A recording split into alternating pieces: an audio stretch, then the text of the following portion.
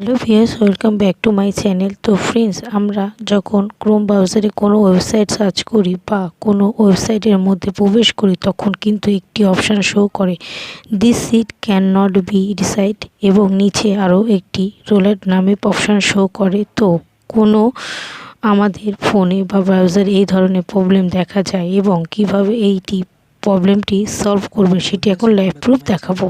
আমরা যখন ক্রোম ব্রাউজারে কোনো ওয়েবসাইট সার্চ করি বা কোনো ওয়েবসাইটের মধ্যে প্রবেশ করি, তখন কিন্তু একটি ওয়েলকাম ব্যাক। তো ফ্রেন্ডস, এই ধরনের প্রবলেমগুলি হয় ডিএনএস এর কারণে। এক্ষেত্রে আমাদেরকে জানতে ডিএনএস কি। ডিএনএর ফুল ফর্ম হলো ডোমেইন নেম সার্ভিস। প্রত্যেকটি ওয়েবসাইটকে বলা হয় ডোমেইন, যেমন facebook.com।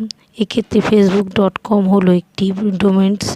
আমরা যখন যে কোনো ব্রাউজারের মধ্যে ওয়েবসাইটের ডিজিট করি, ধরুন আমি তখনই facebook.com-এ ডিজিট যে করছি, যে কোনো ক্ষেত্রে facebook.com-এর পাশেই অনেকগুলো লেখা শো করে। এগুলো বলা হয় আইপি অ্যাড্রেস।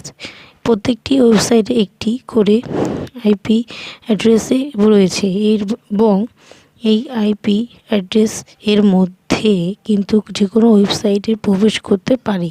এক্ষেত্রে যে কোনো ওয়েবসাইটটি যদি তাদের ডোমেইন নেম না দিয়ে এরকম আইপি অ্যাড্রেস দিতে, সেক্ষেত্রে এত বড় আইপি অ্যাড্রেস আমাদের মনে রাখা সম্ভব ছিল না।